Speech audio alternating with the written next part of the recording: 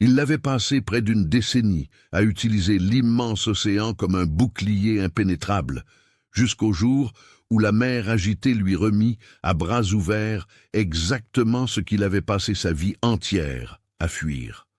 Pouvez-vous imaginer ce que c'est que de fuir le monde entier, de naviguer loin de tout contact humain pour finalement trouver la raison de votre existence, flottant à la dérive, à l'endroit précis où personne d'autre ne pourrait l'atteindre? Cette histoire de rencontres improbables et de destins croisés s'est déroulée en septembre 1912 dans les eaux profondes, froides et solitaires de l'océan Atlantique, au large du littoral imposant de la Bretagne.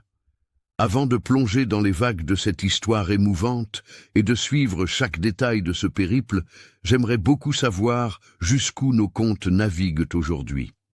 Laissez dans les commentaires le nom de votre ville et de votre région, car je les lis tous et j'adore savoir d'où vous nous suivez.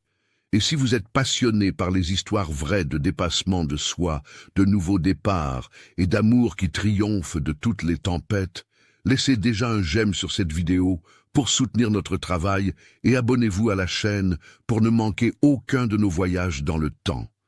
L'odeur des embruns mêlée à l'arôme fort d'un café infusé depuis des heures imprégnait le petit pont du Côtre en bois sombre. Luc Vasseur gardait les mains fermement posées sur la barre, les yeux mi-clos contre le vent glacial qui fouettait son visage tanné par un soleil implacable et par le salpêtre d'innombrables traversées. À 38 ans, le marin breton semblait porter sur ses épaules la même densité que les eaux sombres sur lesquelles il naviguait. C'était un homme grand, aux épaules larges, avec des cicatrices pâles marquant les jointures de ses doigts épais, témoin silencieux d'années passées à tirer sur des cordages et à dompter des voiles sous le climat imprévisible de la côte ouest de la France. Luc ne souriait pas facilement. Son visage, encadré par une barbe rustique et des cheveux sombres toujours ébouriffés par la brise constante, était une forteresse imprenable. Le silence était son compagnon le plus fidèle, pesant comme une encre invisible qu'il traînait depuis l'année 1905. À cette époque lointaine, une erreur de calcul des marées lors d'une tempête soudaine avait fait chavirer son ancien bateau. Luc avait survécu, mais deux hommes adultes, des pêcheurs expérimentés qui travaillaient sous ses ordres, n'avaient pas eu la même chance. La culpabilité, ce monstre invisible et impitoyable, avait englouti l'âme du marin. Depuis ce jour fatidique, il avait juré de ne plus jamais être responsable de la vie de quiconque.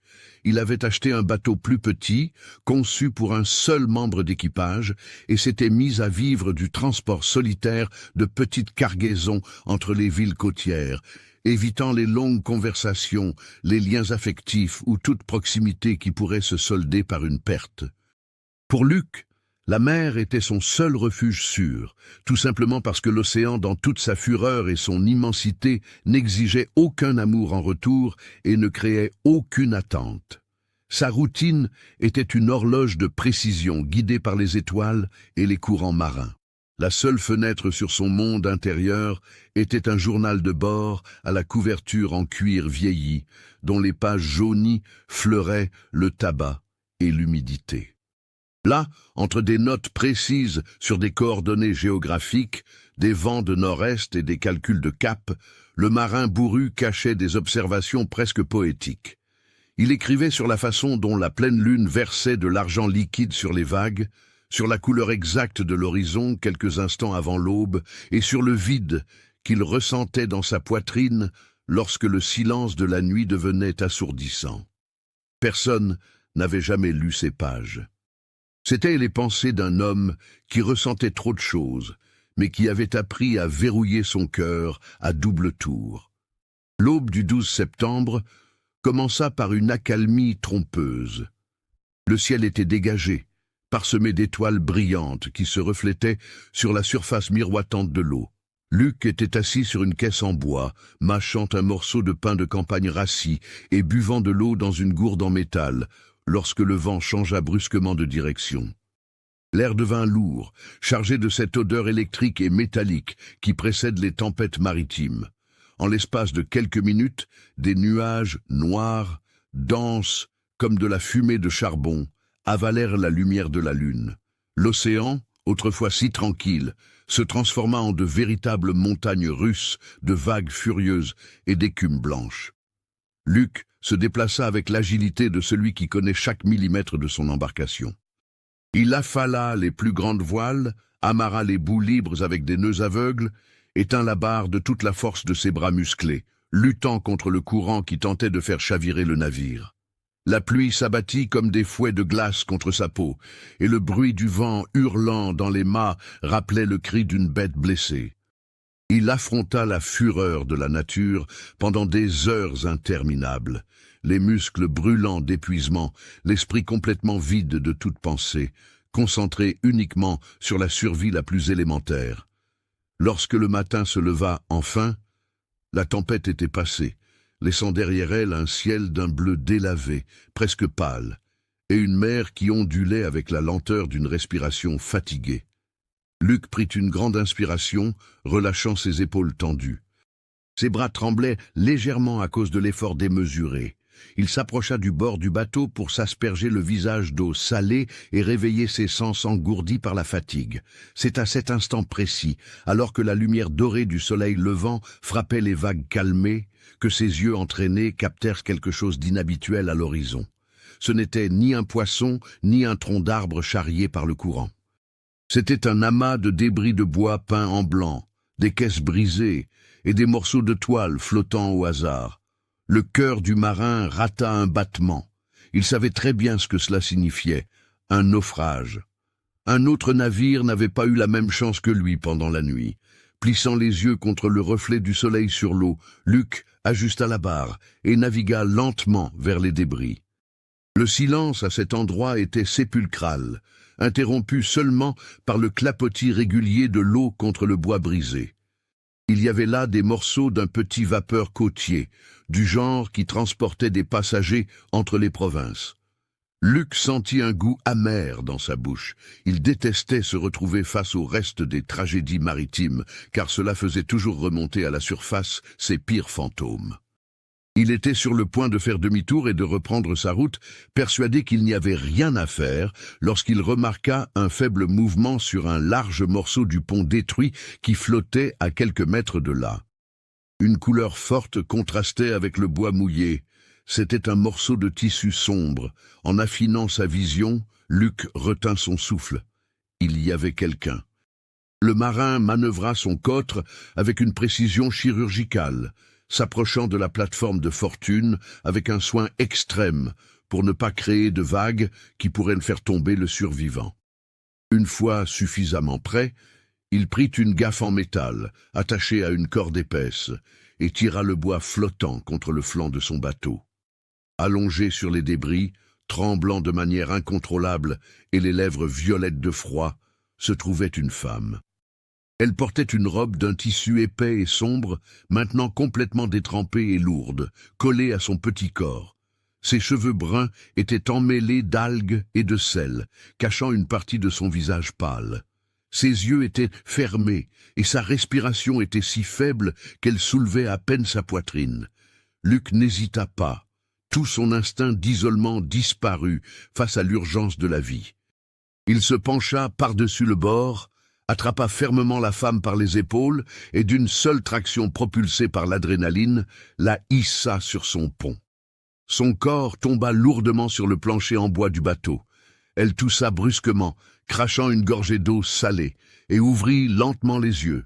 C'étaient de grands yeux effrayés, d'un brun profond et mélancolique. Luc l'observa un instant, fasciné par sa fragilité et en même temps par la force invisible qui l'avait maintenu en vie au milieu de nulle part. Sans dire un mot, il courut jusqu'à la petite cabine couverte à la proue, prit sa couverture en laine la plus épaisse et la plus sèche et revint précipitamment. Il s'agenouilla près d'elle, enveloppa soigneusement la femme avec la couverture, frottant ses bras par-dessus le tissu pour tenter de redonner un peu de chaleur à son corps transi. Elle le regardait avec un mélange de panique et de soulagement absolu. Luc murmura d'une voix rauque, lui demandant de rester calme, lui assurant qu'elle était en sécurité maintenant et que la tempête était passée. Céline Delorme cligna lentement des yeux, l'esprit encore embrouillé par l'épuisement et le traumatisme de la nuit précédente. À 32 ans, l'institutrice originaire de Rouen avait cru que la mer serait sa fin définitive. Le vapeur à bord duquel elle voyageait avait heurté violemment des récifs dissimulés au plus fort de la tempête, déchirant la coque et coulant en quelques minutes qui avaient paru des heures. Elle s'était accrochée à cette planche détachée avec la force du pur désespoir, supportant le froid mordant et la peur de l'obscurité, priant silencieusement jusqu'à ce que ses forces l'abandonnent tout simplement. Maintenant, enveloppée dans une couverture rugueuse qui sentait le tabac et les embruns, elle regardait cet homme aux traits durs et aux yeux incroyablement doux qui l'avait tiré de l'abîme. Céline tenta de parler, mais sa voix ne fut qu'un murmure brisé par le froid. Elle demanda où ils étaient. Luc prit sa gourde en métal, dévissa le bouchon et l'aida à boire une petite gorgée d'eau douce. Il lui répondit calmement, lui expliquant qu'ils étaient en pleine mer, à de nombreux milles de la côte bretonne, et que son propre bateau avait également été dévié de sa route initiale par la tourmente. Il se présenta brièvement sous le nom de Luc Vasseur, propriétaire de cette modeste embarcation. Elle but une autre gorgée d'eau, sentant sa gorge brûler, et lui dit qu'elle s'appelait Céline. Sa voix gagna un peu en assurance à mesure que la chaleur revenait dans son corps. Elle raconta, les yeux embués par les souvenirs récents, le naufrage du petit vapeur, le fracas du bois qui se brise, et comment les vagues l'avaient emporté loin de tout. Luc écoutait le tout dans un silence absolu. Sa poitrine se serrait à chacune de ses paroles, les fantômes de son propre passé dansant aux confins de sa mémoire, mais il ravala sa douleur avec difficulté. Il se leva lentement, vérifia les écoutes des voiles et ajusta le cap en fonction de la position du soleil. Le vent les avait poussés très loin, vers le sud et l'est. Le voyage, jusqu'à Belle-Île-en-Mer, qui aurait dû être court, allait maintenant prendre au moins 2 ou 3 jours de navigation ininterrompue, selon le bon vouloir des courants. Le marin solitaire et la femme qui avaient tout perdu étaient désormais confinés dans un espace de quelques mètres carrés, entourés uniquement d'eau à perte de vue. Les premières 24 heures à bord furent marquées par un silence respectueux, presque palpable. Céline passa le plus clair de son temps allongée dans la petite cabine couverte, récupérant ses forces perdues. Le doux balancement de la mer, désormais apaisé, contrastait fortement avec la violence de la veille. Luc resta occupé à la barre, réparant les petites avaries que la tempête avait causées sur la toile et vérifiant ses vieilles cartes. Il cuisinait du poisson salé sur un petit réchaud en fonte et lui apportait des assiettes en fer-blanc chaudes, en gardant toujours une distance polie. Il l'observait à la dérobée quand elle ne regardait pas. Il remarqua qu'elle était petite de taille, mais qu'elle conservait une posture élégante, même vêtue des vêtements amples et secs qu'il lui avait prêtés.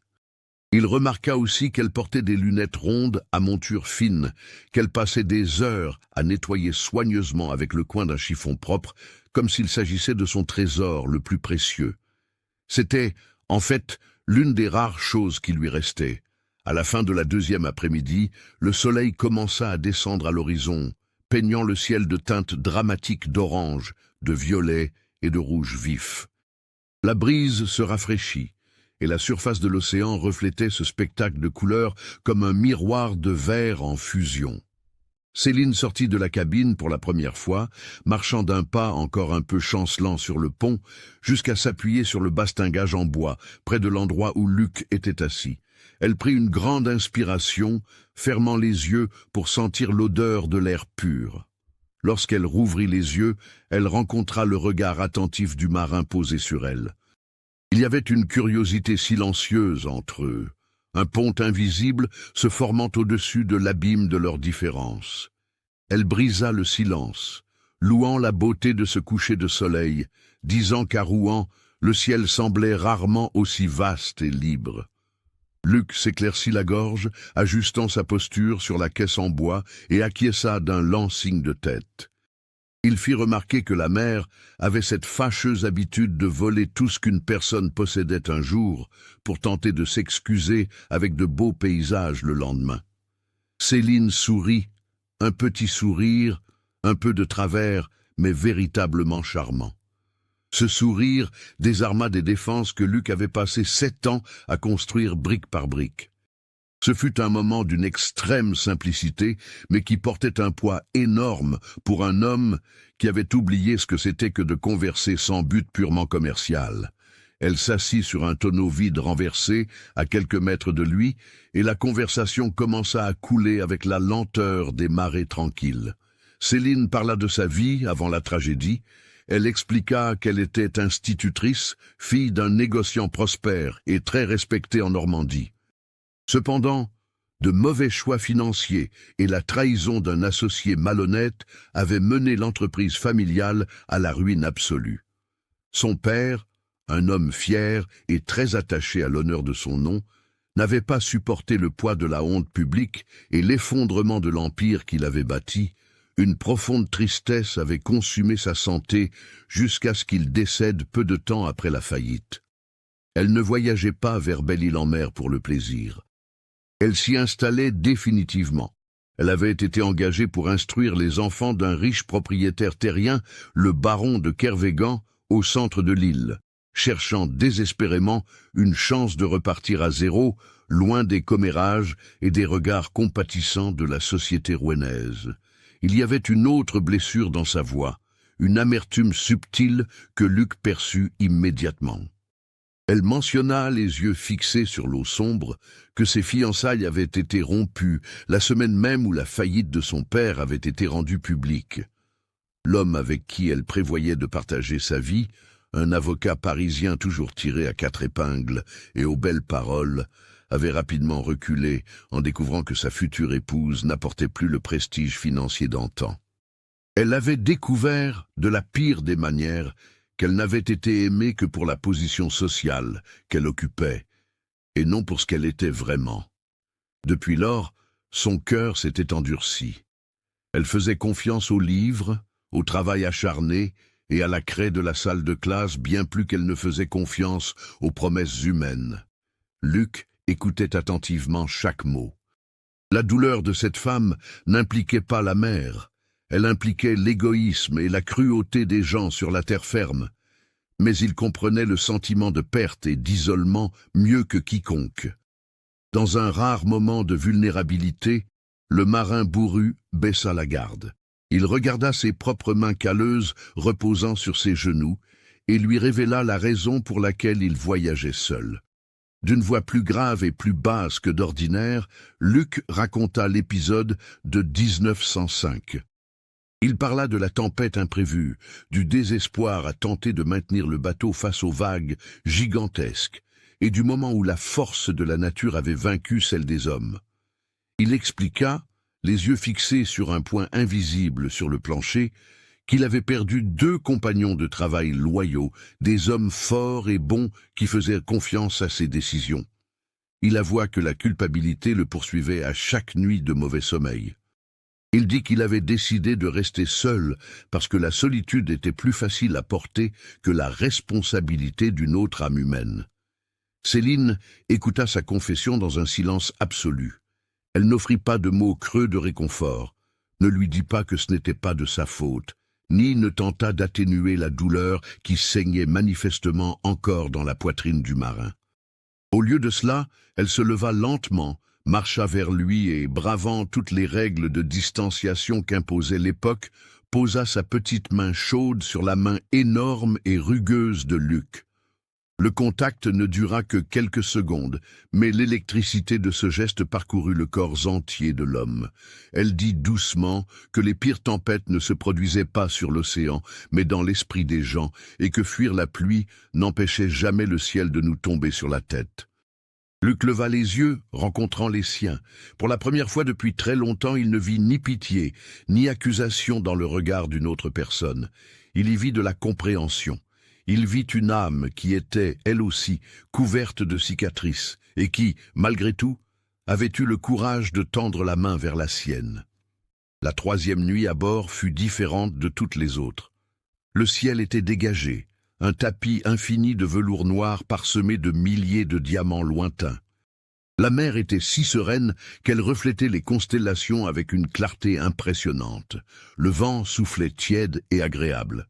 Luc était à la barre, mais sa posture était détendue. Céline était assise à côté de lui, les jambes repliées, observant la voûte céleste. Le marin, dans un geste qui le surprit lui-même, se mit à pointer le ciel du doigt. Il lui apprit à trouver l'étoile polaire, lui expliquant comment les navigateurs utilisaient la grande ours pour calculer les distances et les routes les jours où la boussole semblait confuse. Sa voix était profonde et rythmée, révélant une connaissance intime et passionnée de cet univers de sel et de lumière. Elle suivait son doigt qui traçait des lignes dans les airs, complètement hypnotisée par la sagesse pratique de cet homme à l'apparence si rude. En échange de cette connaissance des étoiles, Céline alla dans la cabine et rapporta la seule chose qu'elle avait réussi à sauver intacte du naufrage, car elle était gardée dans la poche profonde de son manteau. Un petit livre, dont les bords des pages étaient légèrement ondulés par l'humidité, contenant des contes classiques et des poésies. Elle ouvrit le petit recueil avec un soin extrême et, à la lumière d'une faible lampe à huile suspendue au mât, commença à lire à haute voix. Sa voix était douce, mélodieuse, habituée à capter l'attention de classes remplies d'élèves. Elle lisait des histoires de terres lointaines, de vieux jardins et de la beauté du temps qui passe sans se presser. Luc ferma les yeux un instant, laissant sa voix remplir les espaces vides et silencieux de son bateau et de son esprit. C'était une scène d'une intimité profonde et silencieuse. Des flirts voilés surgissaient dans les pauses de la lecture. Lorsqu'elle lisait une phrase sur le courage de braver l'inconnu, elle baissait légèrement le livre et le regardait par-dessus la monture métallique de ses lunettes, soutenant son regard une seconde de plus que nécessaire. Lorsqu'il lui offrait plus de café, le bout de ses doigts effleurait légèrement sa main et aucun d'eux ne se reculait. Le cœur de Luc, qu'il croyait endurci à jamais, battait la chamade d'une manière effroyablement familière et merveilleuse. Au matin du 4e jour, une fine brume couvrait la surface de l'eau, se dissipant peu à peu à mesure que le soleil réchauffait l'atmosphère. Luc était debout, ajustant la grand-voile, lorsqu'il aperçut la silhouette sombre de la terre ferme brisant la ligne d'horizon. Belle-Île en mer, avec ses falaises verdoyantes et ses contours découpés, se dessinait à l'horizon comme un tableau prenant des couleurs. Il aurait dû être soulagé. Le sauvetage avait été mené à bien, et sa mission de garder cette femme en sécurité était accomplie. Mais, en regardant l'île se rapprocher, un pincement glacial s'empara de la poitrine du marin. Arriver au port signifiait le retour à la terre ferme. Cela signifiait que le temps suspendu dans lequel ils avaient vécu ces derniers jours toucherait à sa fin. Elle allait chercher son nouvel employeur, commencerait sa nouvelle vie en enseignant dans un domaine loin de la mer, et lui retournerait naviguer seule, retrouvant le silence assourdissant de sa routine vide. Céline sortit de la cabine et s'avança vers la proue. Elle s'appuya sur le bastingage et observa la terre surgir à travers la brume. Le vent ébouriffait ses cheveux sombres. Elle resta silencieuse pendant un long moment, absorbant la réalité du retour au monde réel. La ville de Le Palais dévoilait peu à peu son port animé, avec les mâts d'autres navires qui piquaient le ciel, les entrepôts de briques alignés sur le quai, et des dizaines de personnes s'activant frénétiquement comme des fourmis ouvrières. L'odeur pure des embruns fut rapidement remplacée par l'odeur âcre de la fumée de bois, du poisson frais mis en vente et de la sueur humaine. Le brouhaha du quai, empli des cris des dockers, des charrettes grinçant sur les pavés inégaux et du son des cloches d'églises lointaines, envahit l'espace sacré qu'ils avaient construit en mer. Luc manœuvra le côtre avec sa dextérité habituelle, esquivant les petits bateaux de pêche et s'amarrant à une robuste jetée en bois, à l'écart de la zone principale de déchargement. Il lança l'épaisse corde vers un pilier de bois sombre et attacha fermement l'embarcation. Le bruit du bois du bateau frottant contre les défenses du quai sonna comme le point final d'un long paragraphe. Il se tourna vers Céline. La femme se tenait bien droite, lissant le tissu froissé de ses vêtements d'emprunt, serrant son petit livre contre sa poitrine, comme s'il s'agissait d'un bouclier. Luc s'éclaircit la gorge, soudainement asséchée. Il dit, avec une formalité qu'il n'avait plus utilisée ces derniers jours, qu'ils étaient arrivés sains et saufs. Il sauta sur le quai avec agilité et tendit sa grande main calleuse pour l'aider à débarquer. Céline hésita une seconde. Elle regarda autour du bateau, enregistrant chaque détail de cet espace minuscule qui l'avait sauvé de la mort, et qui lui avait appris que les étoiles étaient bien plus que de simples lumières dans le ciel. Elle prit sa main et fit le pas vers le bois solide de la jetée. Ses jambes se dérobèrent momentanément, habituées au balancement éternel des vagues, et Luc la retint par la taille avec autant de fermeté que de délicatesse pour l'empêcher de tomber. Ils se retrouvèrent beaucoup trop près, leurs visages à quelques centimètres de distance. L'odeur de tabac, de café et de sel marin qui émanait de lui semblait être la chose la plus réconfortante au monde. Aucun des deux ne bougea avec précipitation. Ils se lâchèrent lentement, avec une réticence silencieuse et pesante. Céline n'avait nulle part où aller et ne connaissait absolument personne sur l'île. Le plan initial prévoyait qu'elle soit accueillie au port principal par les intendants du riche baron qui l'avait engagée. Mais comme le navire à bord duquel elle voyageait n'était jamais arrivé et qu'elle débarquait des jours plus tard d'un bateau inconnu, il n'y avait personne pour l'attendre. Luc perçut le malaise et la panique silencieuse dans ses yeux face au chaos du port. Sans demander la permission, il prit les choses en main. Il prit les rênes de la situation et la guida à travers les ruelles étroites et pavées de la ville basse. Il connaissait parfaitement ce labyrinthe de rues. Ils marchèrent en silence pendant une vingtaine de minutes jusqu'à arriver devant une ancienne bâtisse à 2 étages, peinte en jaune pâle, avec des plantes grimpantes le long des murs latéraux et de larges fenêtres en bois, peintes en bleu marine. Sur l'enseigne suspendue au-dessus de la double porte, on pouvait lire « Pension de famille de Madame Perrine ». Luc lui expliqua rapidement que c'était l'endroit le plus sûr, le plus propre et le plus honnête de ce quartier portuaire, idéal pour s'installer avant d'essayer de localiser le propriétaire terrien qui l'avait engagé. Ils entrèrent dans le vestibule spacieux qui sentait la cire d'abeille, le savon de Marseille et le 4/4 tout juste sorti du four. Derrière un comptoir en bois poli se trouvait la propriétaire. Madame Perrine était une femme de 55 ans, de petite taille, avec de larges épaules et un visage rond et jovial qui contrastait avec ses cheveux complètement blancs tirés en un chignon strict au sommet de sa tête. La veuve était connue dans tout le port pour son franc-parler, sa cuisine généreuse et son incroyable capacité à découvrir les secrets de tout le monde en moins de 5 minutes de conversation. Dès qu'elle les vit entrer, les petits yeux brillants de la dame passèrent de Luc à la femme inconnue à ses côtés, avec la curiosité d'une enquêtrice professionnelle. Le marin ôta le bonnet de laine qu'il portait toujours et salua poliment la dame. Madame Perrine afficha un grand sourire provocateur. Elle dit à voix haute que cela faisait un bail que le vieux loup de mer n'avait pas foulé son parquet bien ciré, et qu'elle était encore plus surprise de le voir accompagné d'une demoiselle aussi distinguée, malgré l'état froissé de ses vêtements.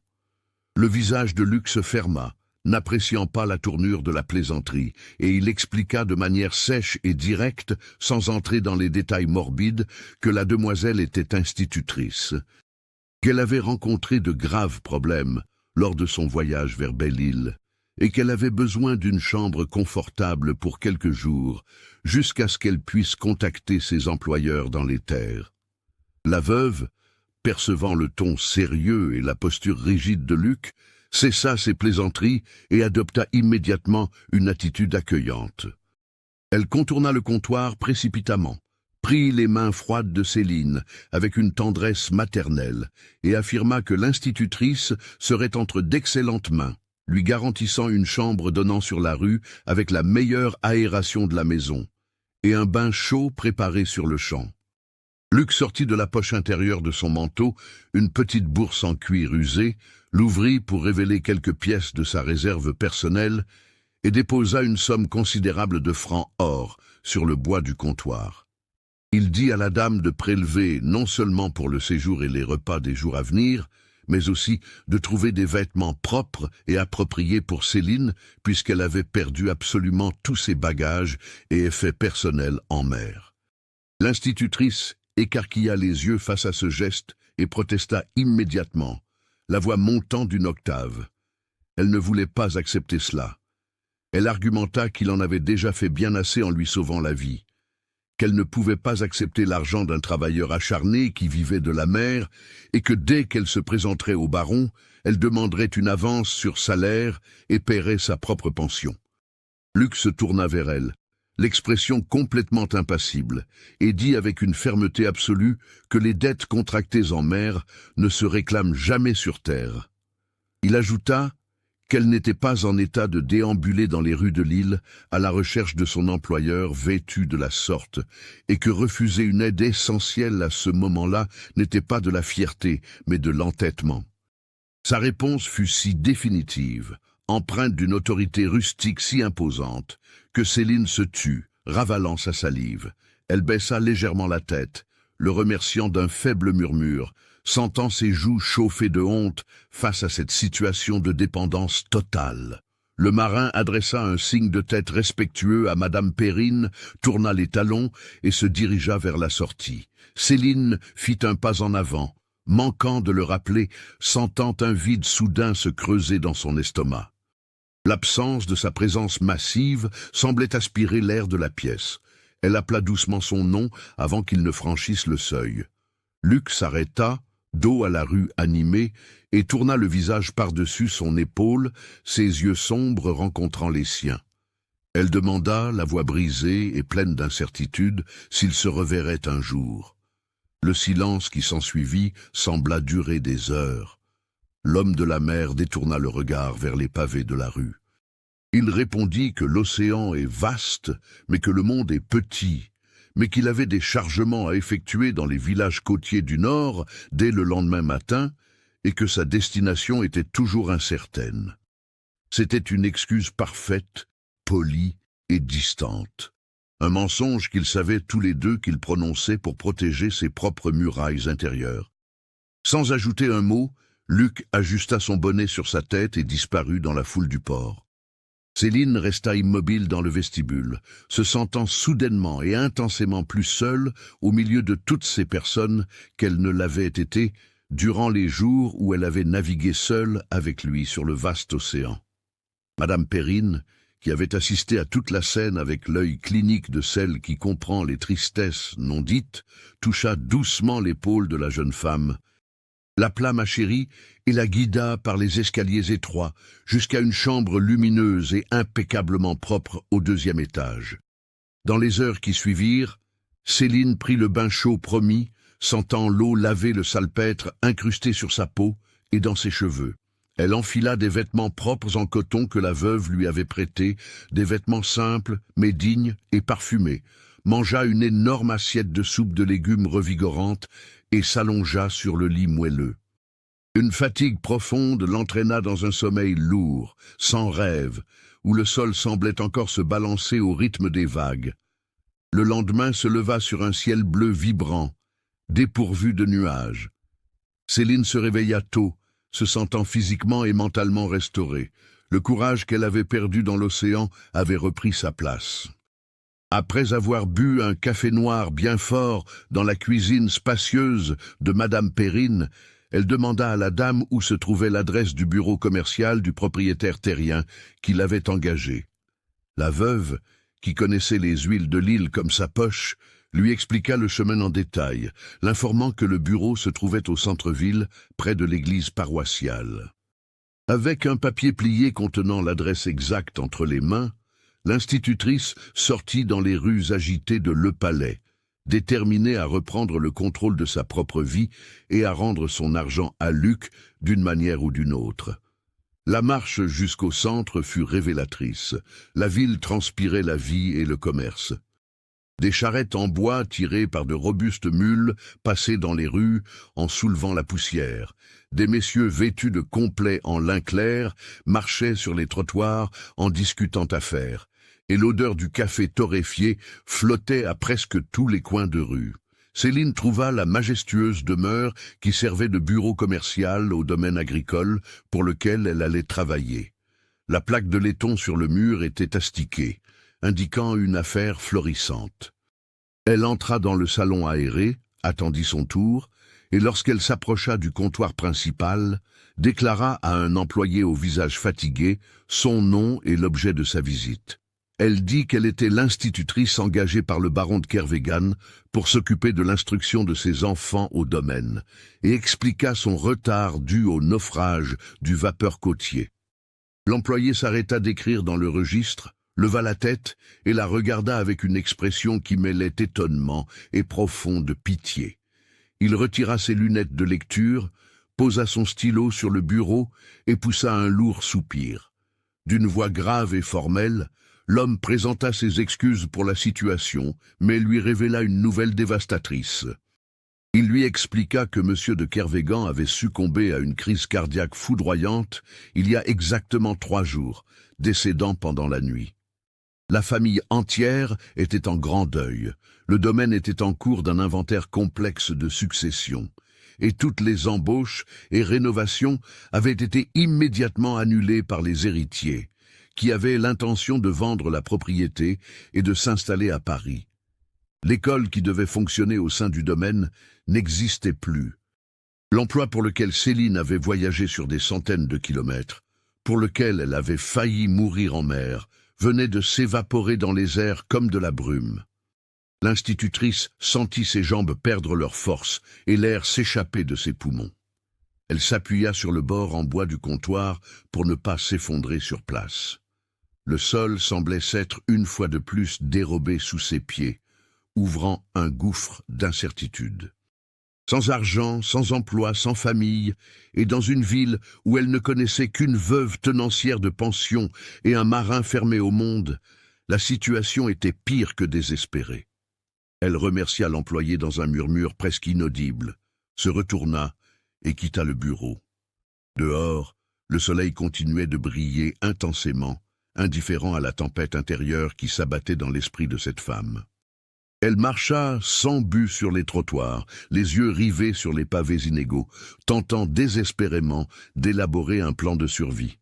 Elle pourrait chercher du travail en ville, faire des travaux de couture, postuler dans de plus petites écoles, mais cela prendrait du temps qu'elle n'avait pas, car les fonds que Luc lui avait donnés ne couvriraient que quelques jours supplémentaires à la pension. Totalement plongée dans ses sombres pensées, Céline heurta violemment un homme de petite taille qui portait une sacoche en cuir bourrée de papier, faisant tomber presque tous les documents sur le trottoir poussiéreux. Elle s'excusa à maintes reprises, mortifiée par sa propre inattention, et s'accroupit immédiatement pour aider le monsieur à ramasser les feuilles qui s'envolaient avec la brise. L'homme marmonna quelque chose à voix basse, ajustant une paire de lunettes en demi-lune qui menaçait de glisser le long de son nez rond. Il arborait une épaisse moustache blanche qui couvrait ses lèvres, ressemblant à un personnage tout droit sorti d'un vieux roman. Il la remercia de son aide, rangeant rapidement les dossiers. En prenant le dernier papier des mains de Céline, il fixa son regard sur le visage de la jeune femme et fronça les sourcils, ses petits yeux pétillants d'une curiosité familière. Il plissa les yeux contre la lumière du soleil et lui demanda, d'un ton incroyablement mesuré, si elle était par hasard apparentée à Madame Catherine Delorme. Céline se figea comme une statue. Catherine Delorme était le nom de jeune fille de sa défunte mère, une femme qui était née dans les terres de Bretagne bien avant de déménager en Normandie, de se marier et de vivre toute la tragédie financière de la famille. Elle répondit par l'affirmative, la voix tremblante de surprise, confirmant qu'elle était la fille légitime de Catherine. L'homme poussa un long et profond soupir, essuyant les verres de ses lunettes en demi-lune avec le pan de sa redingote sombre et froissée. Il se redressa, leva le menton et se présenta formellement comme Célestin Roux, le notaire en chef de la ville de Le Palais. D'une voix qui mêlait l'autorité bureaucratique et la fascination pour cette énorme coïncidence du destin, le notaire lui expliqua qu'il la cherchait, elle, ou tout autre représentant de la famille de sa mère, depuis près de 8 mois. Intriguée, Céline accompagna Maître Roux jusqu'à l'étude notariale principale de la ville, située à 2 rues de là. L'intérieur du bâtiment fleurait la vieille poussière, la cire et le café amer, avec des piles interminables de dossiers entassés sur des bureaux en bois sombre. Le notaire la guida jusqu'à son bureau privé, ferma la porte pour garantir leur confidentialité et l'invita à s'asseoir sur une chaise à haut dossier tapissée de vieux cuir. Il se dirigea vers un lourd classeur métallique dans un coin de la pièce, ouvrit un tiroir grinçant et en retira une fine chemise en carton brun qu'il posa délicatement sur le bureau entre eux. Maître Roux lui expliqua, en désignant les papiers jaunis, que la mère de Céline, Catherine, avait un oncle éloigné et très reclus qui vivait dans l'intérieur accidenté de l'île. Cet homme était décédé il y a près d'1 an, sans laisser d'héritier direct. Après des mois de recherches bureaucratiques frustrantes menées par l'étude au milieu des méandres de l'arbre généalogique, le notaire avait fini par remonter au nom de la mère de Céline, laquelle, étant déjà décédée, transférait les droits successoraux directement à sa fille. Céline observait les documents avec des yeux écarquillés, le souffle court. Elle était l'unique et légitime héritière d'une propriété rurale située aux limites nord de l'île. Ce n'était pas un domaine riche et grandiose comme celui du baron qui l'avait engagé. Le notaire fut très clair à ce sujet. Selon les anciens registres qu'il lut à haute voix, il s'agissait d'un vaste et fertile terrain arboré, avec une grande maison en pierre et en bois, en très mauvais état à cause de l'abandon, mais qui était située près d'une source d'eau claire et disposait d'excellentes terres pour la culture. La propriété était libre de toute dette envers l'État, n'attendant plus que quelqu'un signe les documents légaux, prenne possession des clés rouillées et occupe les terres. C'était comme si le destin, juste après lui avoir porté le coup dévastateur de la perte de son emploi, lui tendait soudainement la main dans un geste de rédemption spectaculaire. Elle n'aurait pas à mendier du travail dans les rues, ni à retourner vaincue subir les moqueries de la société de sa ville natale. Elle avait une place. Elle avait un toit de vieux murs qui pourrait être nettoyé et réparé, un lopin de terre où elle pourrait repartir de zéro, de la manière qu'elle souhaitait. Des larmes silencieuses coulèrent sur son visage et tachèrent les verres fins de ses lunettes rondes. Elle prit le stylo-plume en argent que le notaire lui offrait et les mains, tremblant de manière incontrôlable, signa chacun des longs documents légaux nécessaires, officialisant le transfert de propriété à son nom. Le notaire rangea les papiers dans le dossier et lui adressa un sourire plein de compassion. Il lui tendit un lourd trousseau de clés rustiques attaché à un anneau de fer et lui expliqua que l'étude se chargerait d'une voiture à cheval le lendemain matin pour la conduire jusqu'à l'emplacement exact de la propriété afin qu'elle puisse faire l'état des lieux et s'y installer. Céline le remercia chaleureusement, la voix brisée par l'émotion, s'inclinant légèrement avec respect devant cet homme avant de quitter l'étude à la hâte. Elle retourna vers la pension de Madame Perrine d'un pas rapide et léger, le cœur battant la chamade et débordant d'une espérance vibrante qu'elle n'avait pas ressentie depuis des années. Elle devait retrouver Luc avant qu'il n'appareille avec ses cargaisons le lendemain matin. Elle devait lui raconter ce revirement de situation incroyable et le remercier de l'avoir laissé dans la bonne ville au bon moment. Peut-être que son sourire, en lui annonçant cette nouvelle, le ferait changer d'avis sur son départ. Peut-être y avait-il une place pour que son cœur s'ancre dans cette nouvelle maison qu'elle ferait renaître de ses ruelles. Tandis que l'institutrice pressait le pas dans les rues animées, complètement absorbée par les merveilleuses possibilités de son nouvel avenir, elle tourna au coin qui menait à la promenade principale du port sans prêter attention à ce qui l'entourait. Une fumée de cigares exhalait une odeur douceâtre et écœurante à proximité. Céline heurta légèrement l'épaule d'un homme grand, vêtu d'un élégant et impeccable costume sombre sur mesure, qui discutait distraitement avec un commis voyageur à la porte d'un commerce. Elle se retourna vivement, murmurant de vagues excuses, mais la voix s'éteignit douloureusement au fond de sa gorge avant même de franchir ses lèvres. L'homme qu'elle avait bousculé se tourna lentement, ôtant le cigare de sa bouche d'un mouvement élégant et parfaitement calculé. Ses yeux gris et froids se posèrent sur elle avec une intensité glaçante, et un sourire parfaitement répété, ce même sourire calculateur et plein d'un charme superficiel qu'elle avait si bien connu par le passé, étira ses lèvres. Le sang se glaça dans les veines de Céline. Le monde entier sembla s'arrêter de tourner et tous les bruits alentours furent étouffés par un bourdonnement aigu dans ses oreilles. Debout devant elle, au milieu de la place animée d'une ville qu'il détestait, car il la considérait comme excessivement rustique, se trouvait Damien de Fontenay.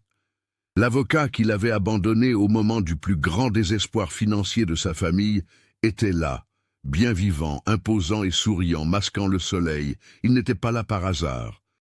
L'homme inclina légèrement la tête, ses yeux lançant des éclairs d'une avidité voilée qu'elle seule connaissait intimement. Et de sa voix polie et venimeuse, il prononça son nom de manière traînante, affirmant qu'il l'avait cherché pendant des jours sans relâche, et que les marées ramenaient toujours ce qui nous appartenait de droit. Le froid qui envahit l'âme de la jeune femme ne venait pas des embruns de cette fin d'après-midi, mais du constat terrifiant que la noirceur de son passé ne s'était pas noyée dans l'océan. Elle avait survécu, traversé les mêmes eaux difficiles, et venait de jeter l'ancre devant le nouveau départ éclatant qu'elle avait à peine eu la chance de commencer à bâtir.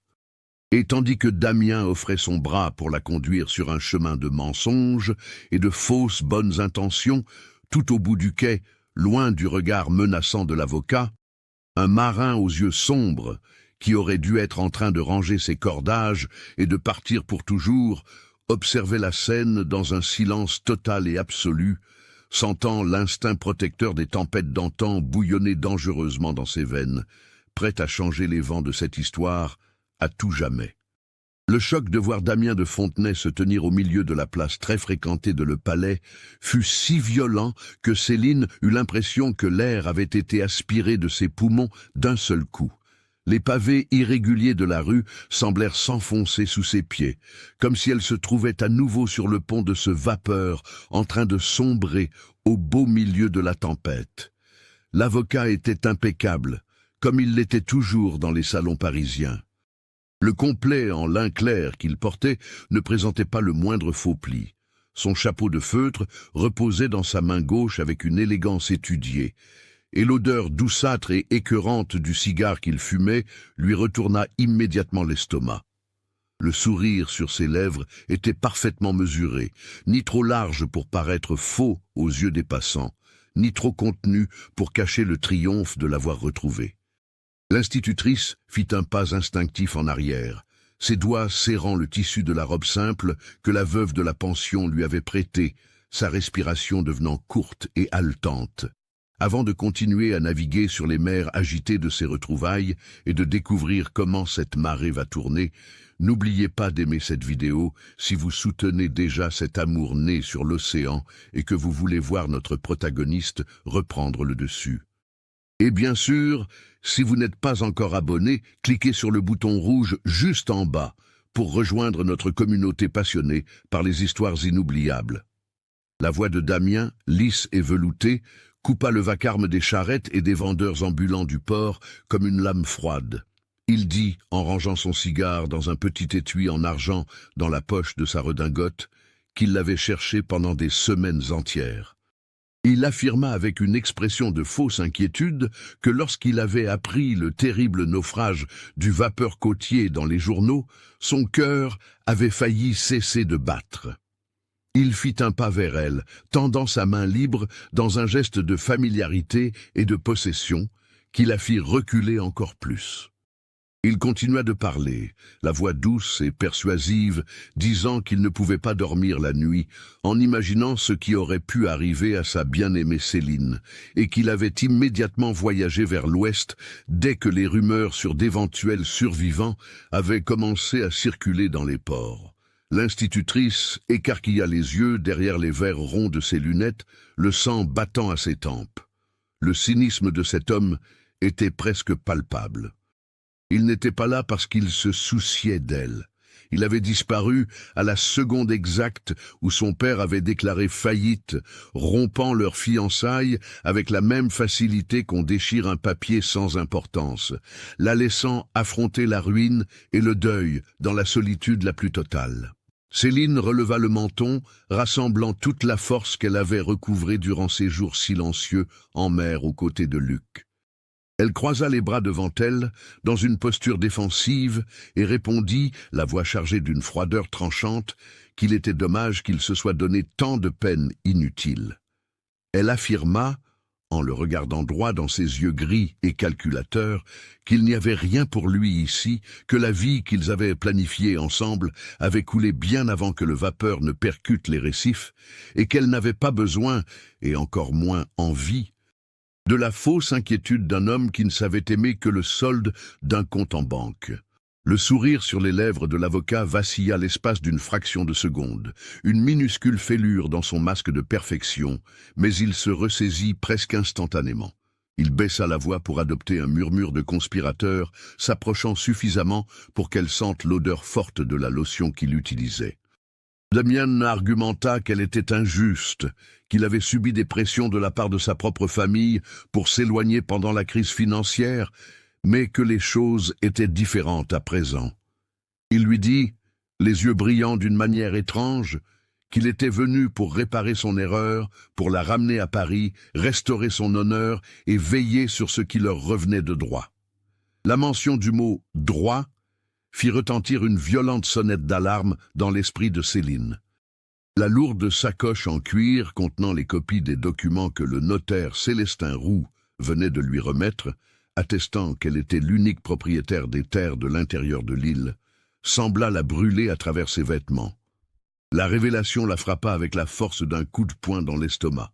Damien de Fontenay n'était pas là par miracle d'un repentir amoureux ou parce que les journaux avaient annoncé le naufrage.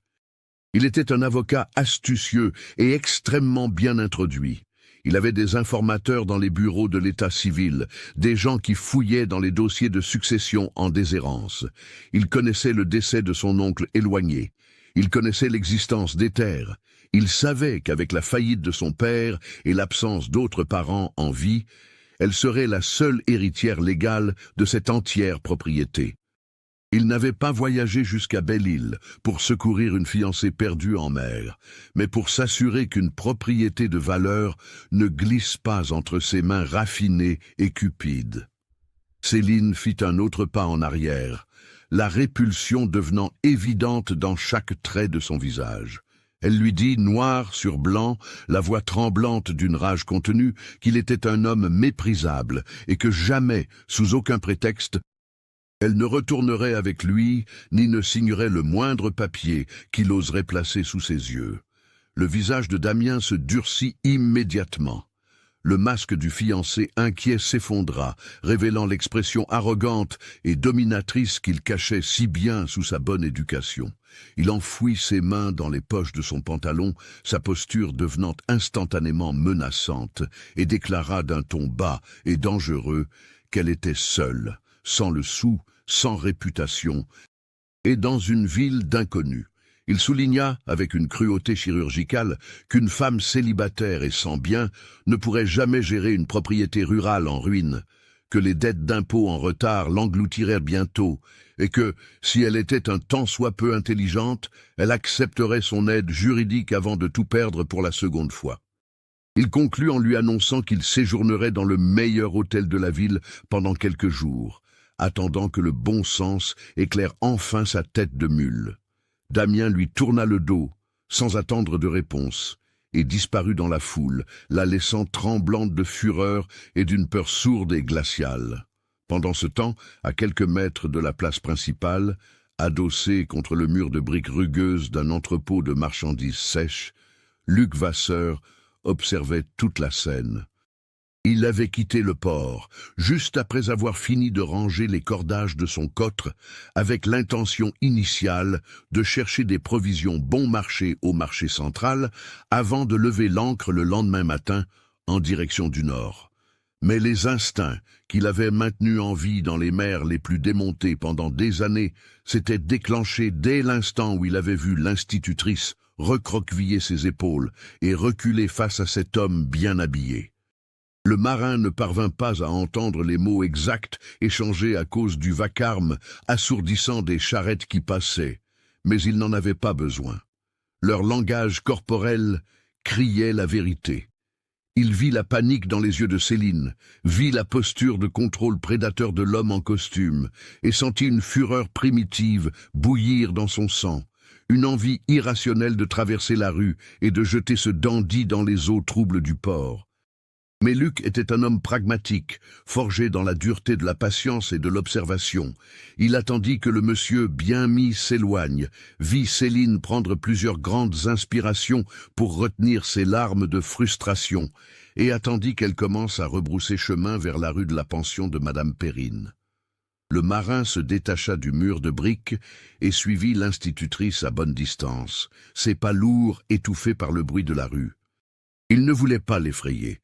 Mais l'idée de la laisser seule, vulnérable dans une ville qui se montrait de plus en plus hostile, provoquait un serrement physique et douloureux dans sa poitrine, un serrement bien différent de l'ancienne culpabilité qu'il avait l'habitude de traîner.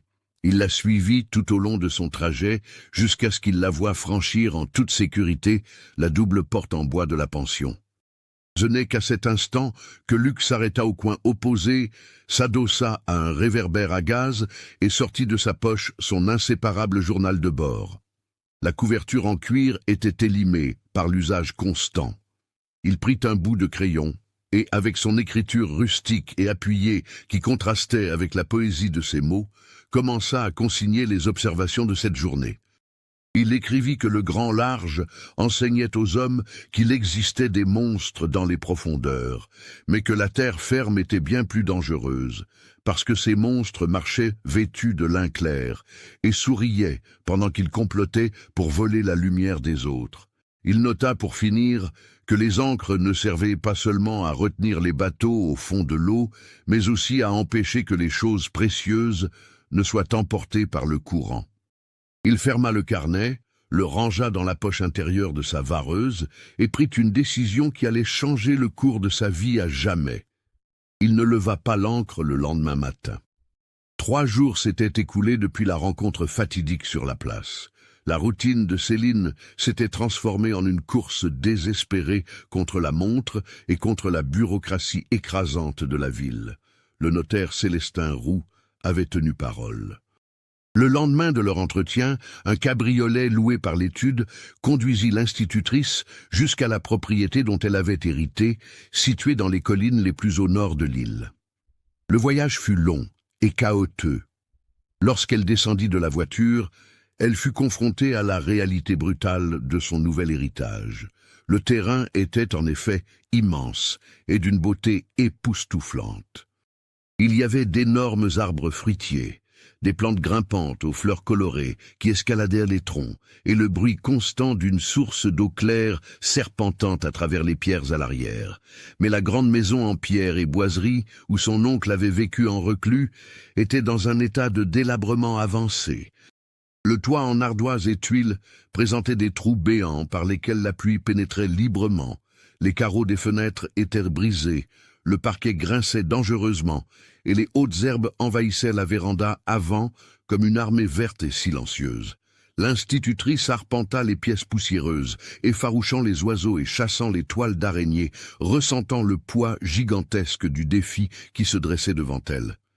Pour nettoyer, réparer la toiture, remplacer le bois pourri et rendre cet endroit habitable et productif à nouveau, il lui faudrait de l'argent, des outils lourds et des bras vigoureux. Et elle n'avait absolument rien de tout cela. Elle retourna en ville, l'esprit travaillant frénétiquement sur des calculs impossibles.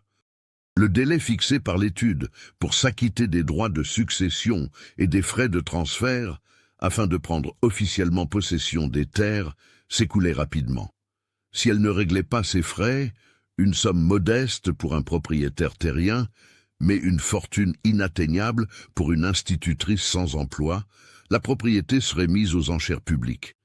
Et c'était exactement cette faille légale que Damien de Fontenay guettait. L'astucieux avocat savait que l'héritage ne tenait qu'à un fil de bureaucratie financière, et il rôdait autour des portes de l'étude notariale comme un vautour, prêt à racheter les terres pour une bouchée de pain dès l'expiration de son délai, ou à la contraindre à signer un contrat d'association en échange de l'argent nécessaire. Céline passa les 2 nuits suivantes blanches, assise au bord de son lit, dans la pension de Madame Perrine, faisant et refaisant des calculs sur de petits bouts de papier à la faible lueur d'une bougie. Elle envisagea de vendre les bijoux de famille, mais se rappela avec amertume qu'ils avaient été saisis par les créanciers des mois avant son départ. Elle songea à demander un prêt à la banque de la ville. Mais aucun directeur de banque n'accorderait de crédit à une femme célibataire et sans garant. Le désespoir commença à remplacer l'espoir.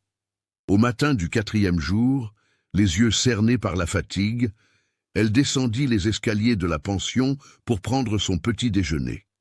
L'odeur du pain brioché et du café noir emplissait l'air agréable de la salle à manger, mais son estomac était complètement noué par l'angoisse. Elle s'attabla dans un coin isolé, remuant son café avec sa cuillère en métal, sans aucune envie de le boire.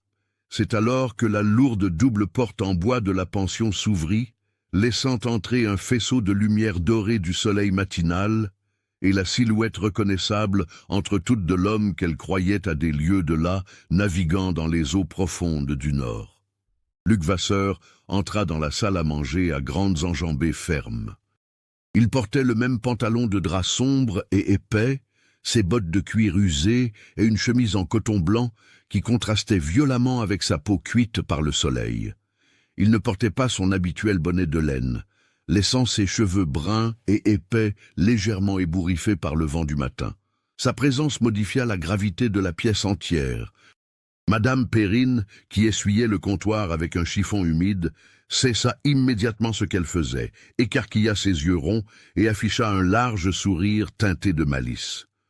L'institutrice normande lâcha sa cuillère dans sa tasse dans un cliquetis strident. Son cœur rata non pas un, mais plusieurs battements d'affilée.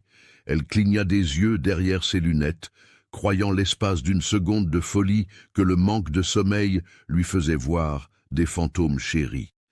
Mais il était bel et bien réel. Il marcha directement jusqu'à sa table, ses yeux sombres, fixés dans les siens, avec une intensité qui lui fit retenir son souffle. Luc ne demanda pas la permission. Il tira la chaise en bois d'en face et s'assit, posant ses bras puissants et calleux sur la table. L'odeur de tabac, de mer et de savon qui émanait de lui parut être l'encre la plus sûre qu'elle ait jamais trouvée de sa vie. Il demanda de sa voix grave et rugueuse, déchirant le silence de la table, pourquoi elle ne mangeait pas. Elle tenta de répondre, mais sa gorge semblait remplie de sable. Elle ravala sa salive et, dans un murmure à peine audible, admit qu'il n'avait pas levé l'ancre.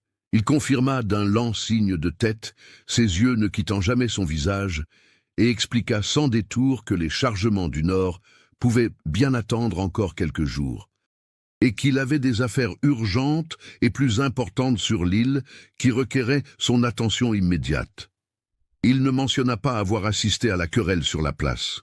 Il ne parla pas de l'homme en costume, ni de la peur qu'il avait lue dans ses yeux.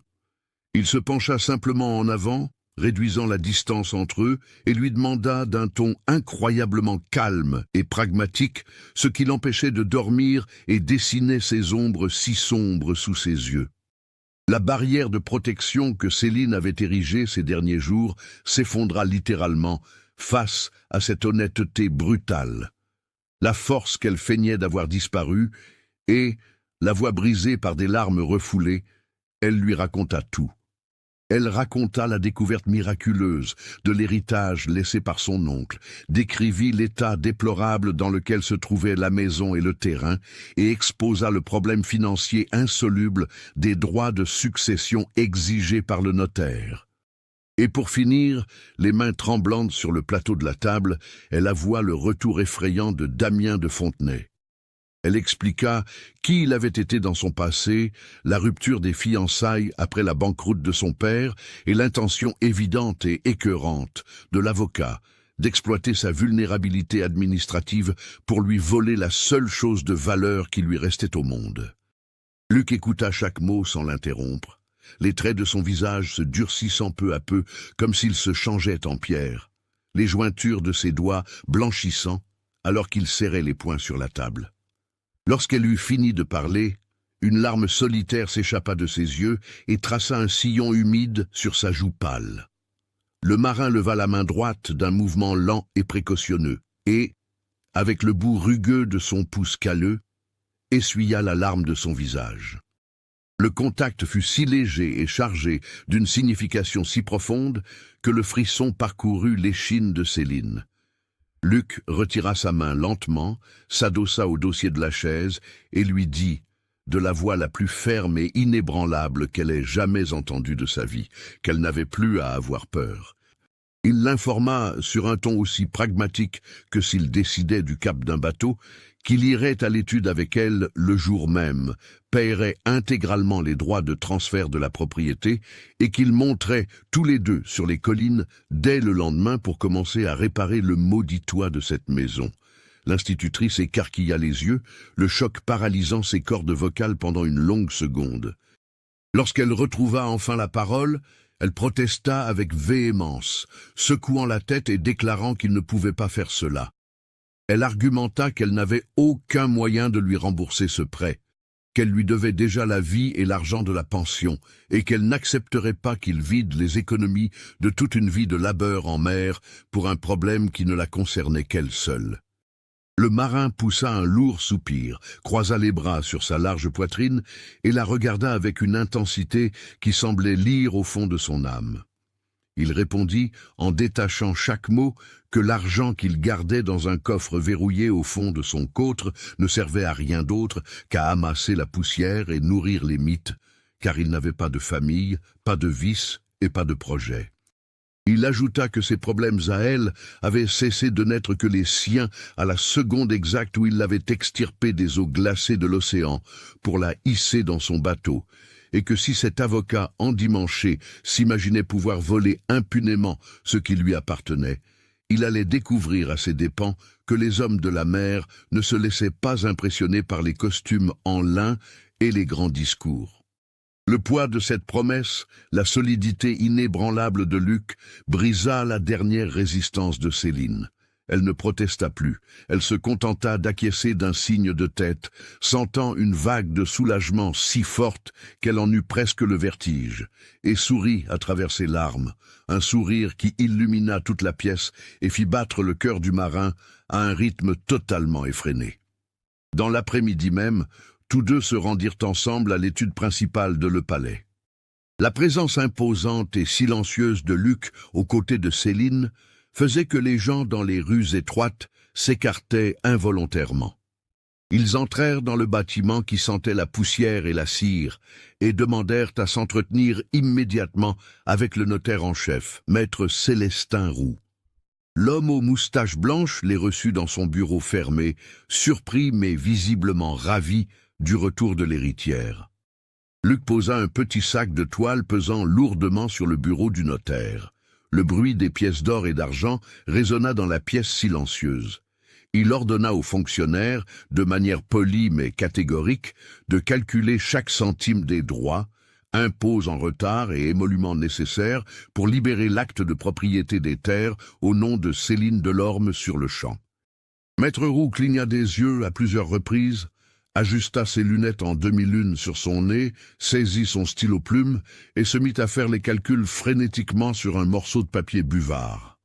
Tandis que le notaire travaillait sur les chiffres, la porte en bois du bureau s'ouvrit brutalement, claquant contre le mur dans un fracas violent qui fit sursauter toute l'étude.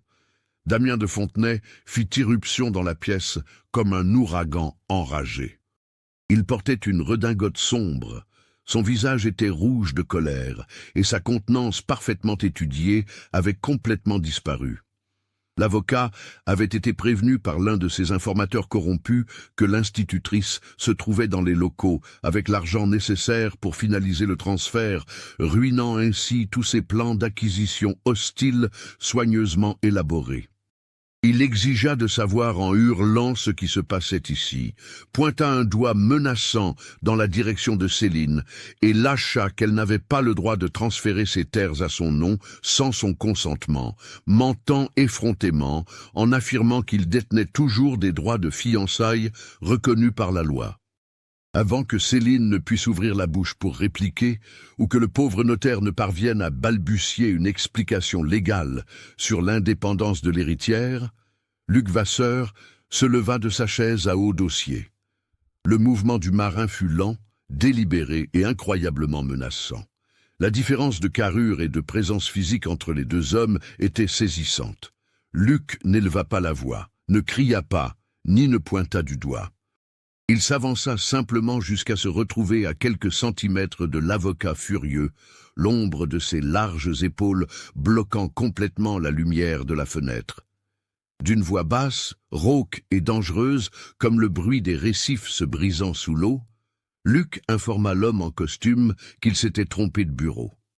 Le marin lui conseilla calmement de baisser la main avant de la perdre et expliqua de façon claire et limpide que mademoiselle Céline était la seule propriétaire de ces terres et qu'elle ne devait ni justification, ni explication, ni absolument rien à un homme qui fuyait les tempêtes financières.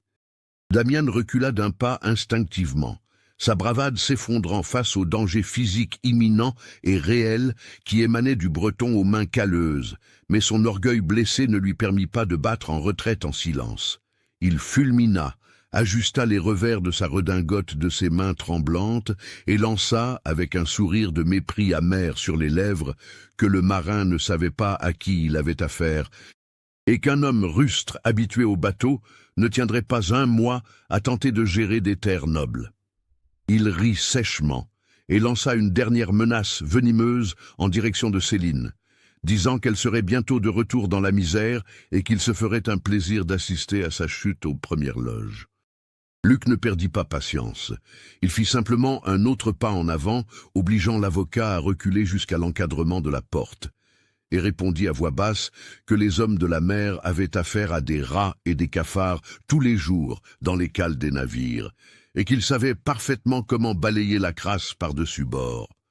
Damian de Fontenay ravala sa salive, plongea son regard dans les yeux sombres et inébranlables de Luc, comprit qu'il n'y avait ni lâcheté ni bluff chez cet homme, tourna les talons et quitta l'étude d'un pas lourd, vaincu par sa propre arrogance.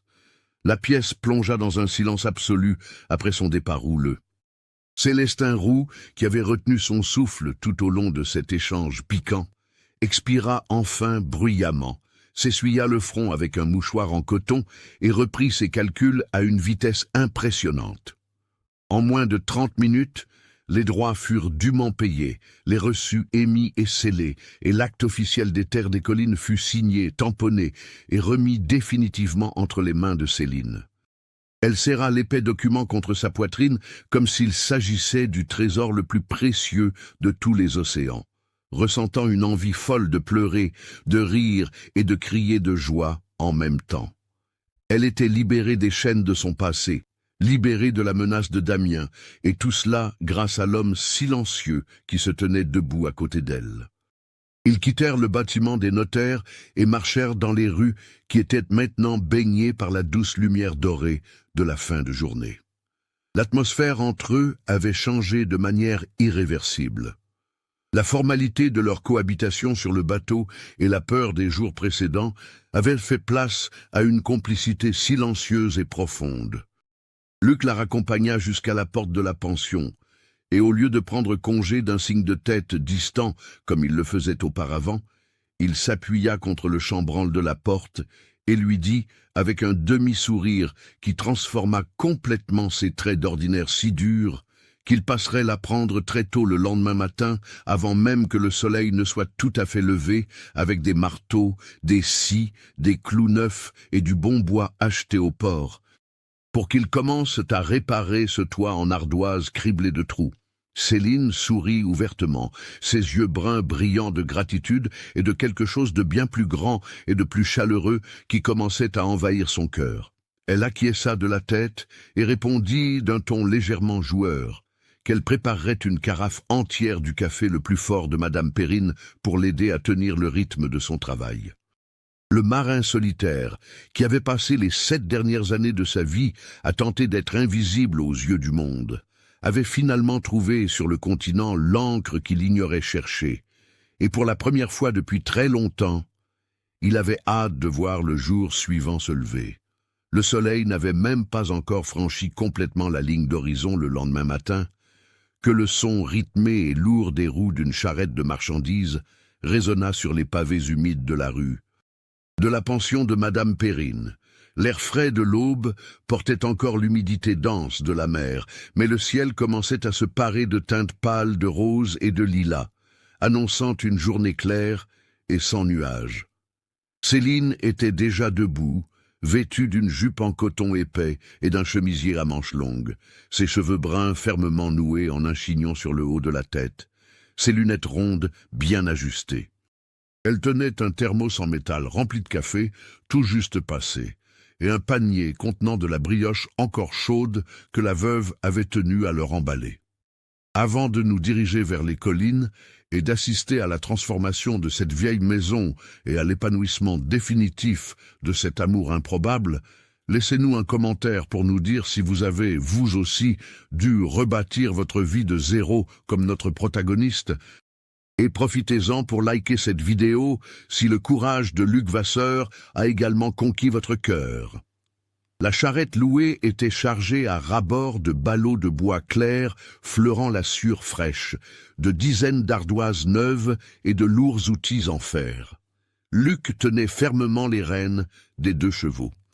Il portait des bottes en cuir rustique, un pantalon de coutil et une chemise en coton gris, dont les manches étaient retroussées jusqu'aux coudes, révélant ses bras musclés marqués par de vieilles cicatrices. Son visage, d'ordinaire si fermé et indéchiffrable, affichait une expression sereine et presque animée.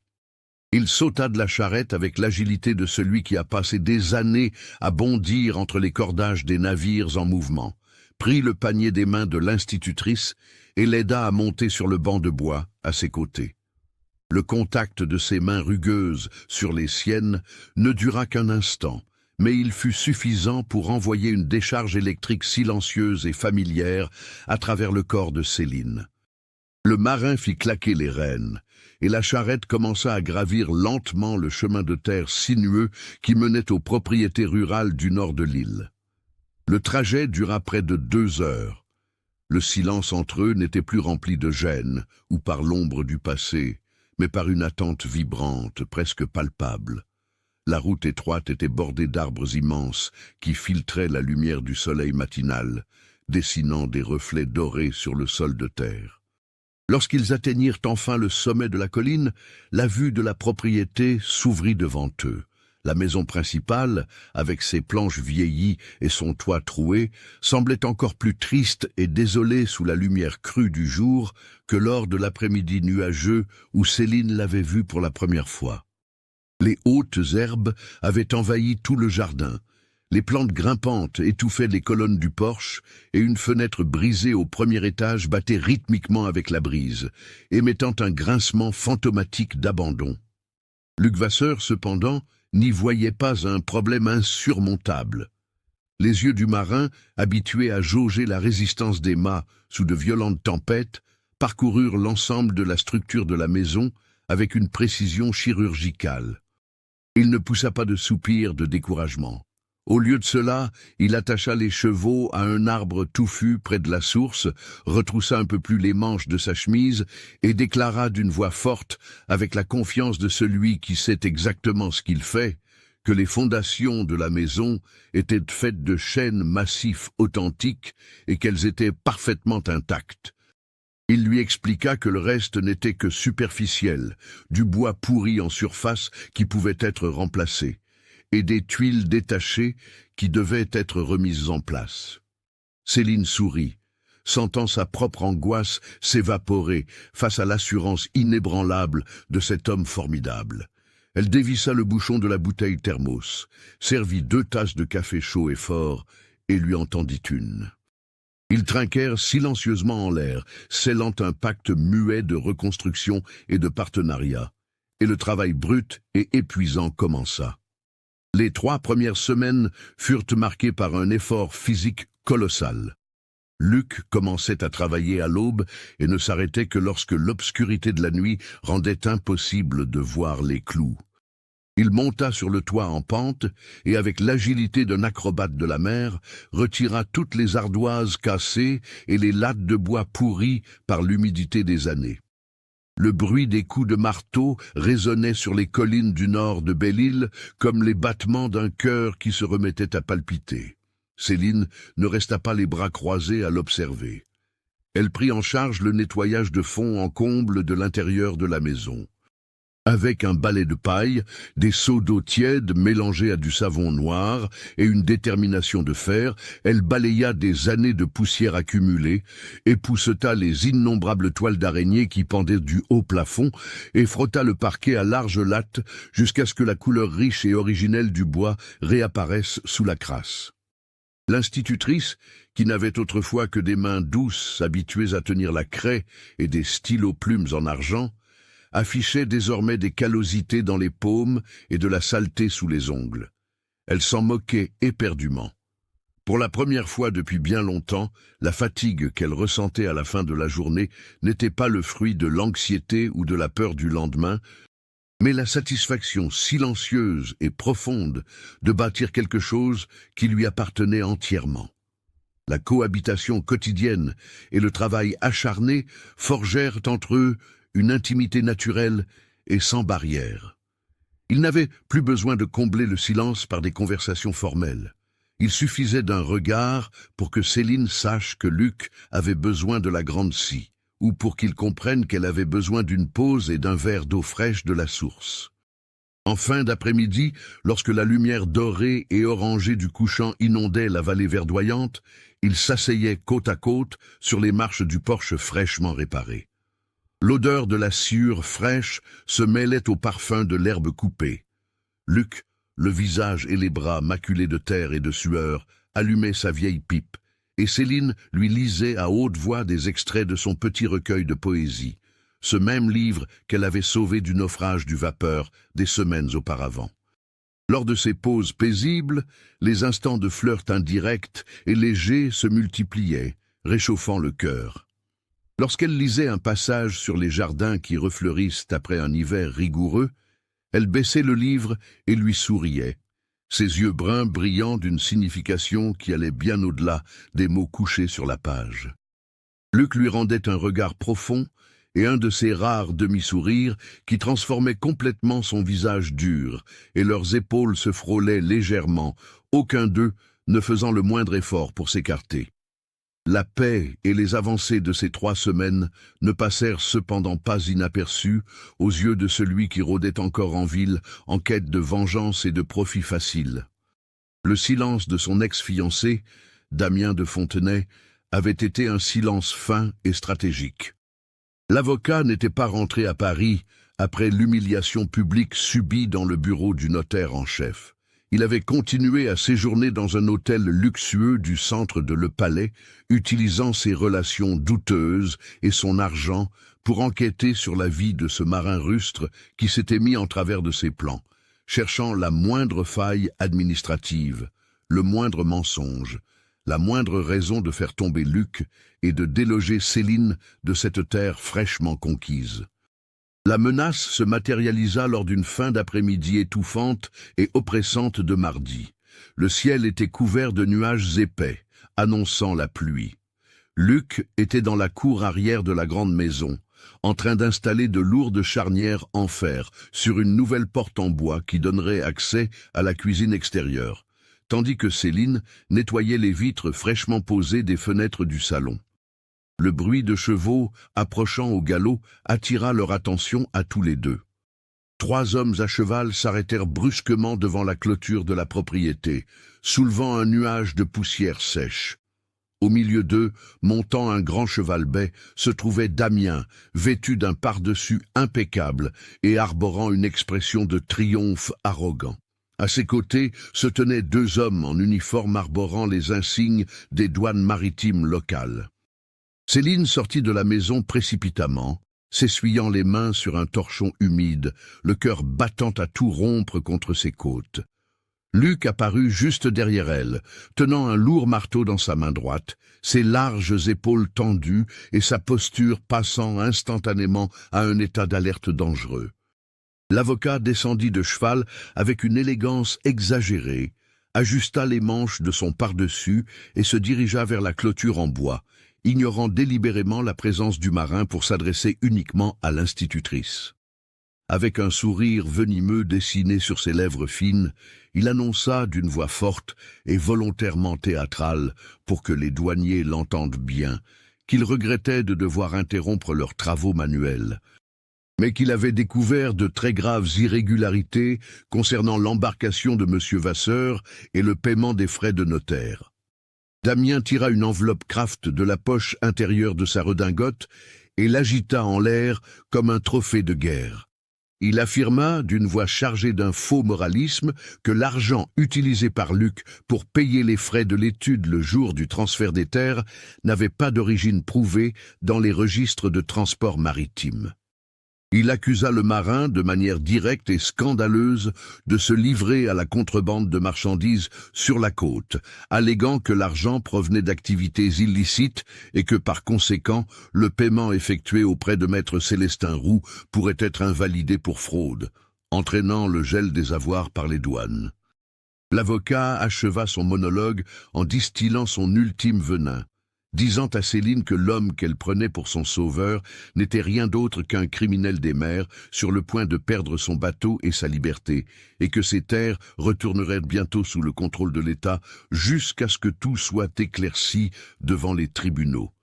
Une procédure qui durerait des années et la laisserait à nouveau dans la misère la plus totale, à moins qu'elle n'accepte son aide juridique à l'instant même.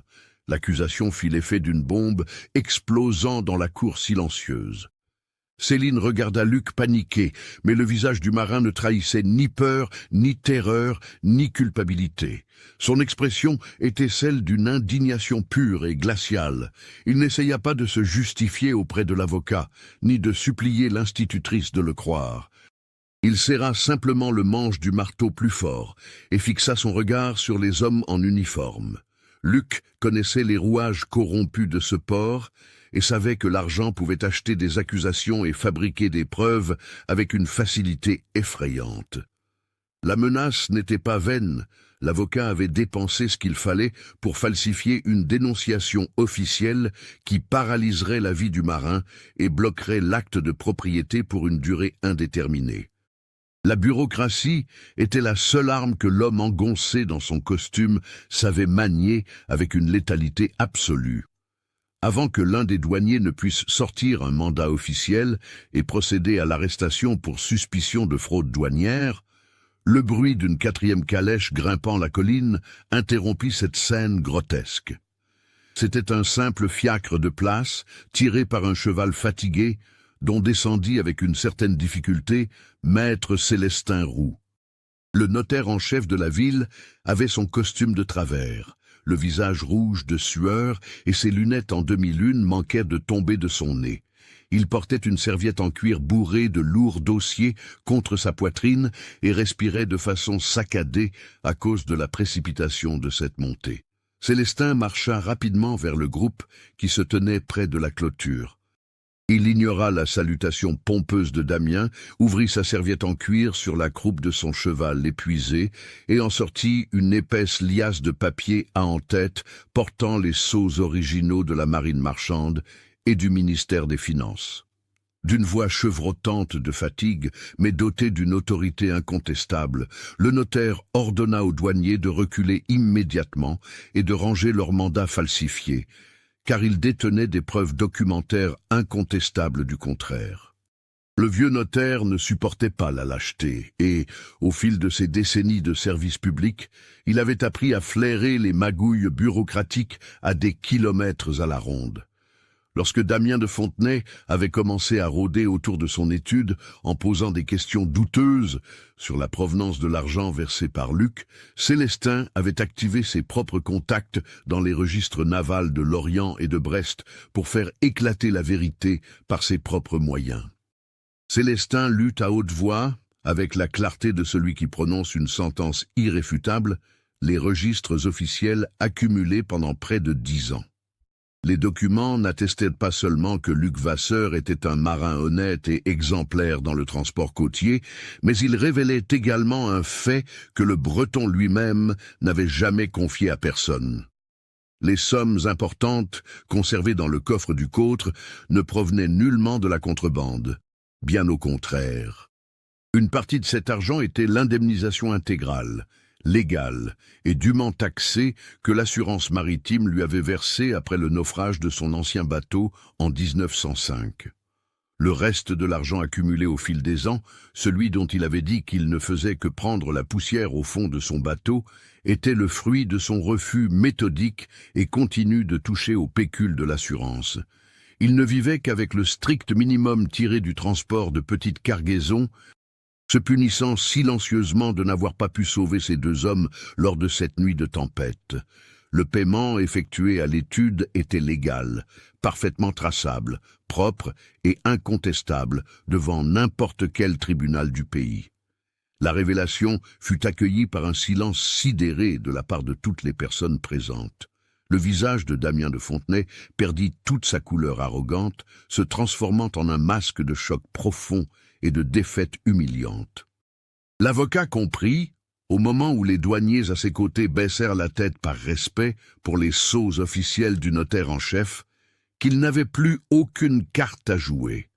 La farce s'était effondrée de bout en bout et il était dangereusement près d'être arrêté pour tentative délibérée de fraude et faux en écriture publique contre un officier ministériel. Damien ne prononça pas un mot de plus. Son arrogance l'avait aveuglé et avait détruit ses propres défenses. Il arracha les rênes de son cheval-bai des mains d'un des agents, monta rapidement en selle et tourna les talons, partant au galop vers le bas de la colline sans même un regard en arrière, disparaissant de la vie de Céline une bonne fois pour toutes. Les douaniers, gênés, présentèrent des excuses formelles pour ce fâcheux malentendu, enfourchèrent leur propre monture et redescendirent la colline dans la foulée. Lorsque la poussière de la route de terre retomba enfin, Luc abaissa lentement le marteau, sa poitrine se soulevant et s'abaissant avec force, et regarda le notaire Célestin avec une expression d'une gratitude si profonde que les mots étaient inutiles. Le vieux clerc sourit faiblement, ajusta ses lunettes glissantes et déclara que la bureaucratie était comme la mer. Elle exigeait du respect, de la patience et les documents pour s'y retrouver. Ensuite, il rangea ses lourds papiers dans sa serviette, remonta dans son fiacre de location et reprit le chemin de la ville, les laissant tous deux complètement seuls à nouveau dans la cour verdoyante de la propriété. Céline était tétanisée. La révélation du notaire sur l'origine de cet argent venait d'ouvrir une fenêtre définitive sur l'âme du marin. Elle marcha lentement vers lui, ses chaussures marquant la terre meuble. Elle s'arrêta à un pas de distance et plongea son regard directement dans les yeux sombres de Luc, percevant toute la douleur, l'ancienne culpabilité et le sacrifice immense qu'il avait fait pour elle. Elle comprit à cet instant précis que son acte de payer les droits n'était pas seulement d'une grande générosité financière. Il avait dépensé l'argent intouchable de l'assurance, cet argent entaché par la culpabilité de son passé, pour laver son avenir à elle. Il avait renoncé à sa propre pénitence invisible, parce que l'aimer importait plus que de se punir pour une tempête qu'il n'aurait pas pu contrôler il y a près de 10 ans. L'institutrice franchit la distance finale qui les séparait. Elle leva ses 2 mains calleuses de travail, des mains qui connaissaient maintenant le poids des balais et des marteaux autant que celui de la craie sur le tableau, et tint le visage rugueux et endurci du marin. La voix étranglée par des larmes de profonde gratitude et d'amour absolu, elle lui dit qu'il n'aurait plus jamais à naviguer seul pour fuir la douleur, car cet endroit, cette maison reconstruite avec le bois le plus solide et de ses propres mains, était son port d'attache définitif. Luc ne recula pas. L'homme de la mer ferma les yeux une seconde, permettant à la dernière amarre invisible de sa douleur de se rompre complètement. Lorsqu'il les rouvrit, il ne vit pas l'océan démonté de sa solitude se refléter dans ses yeux, mais plutôt la certitude inébranlable d'un amour véritable et mûr.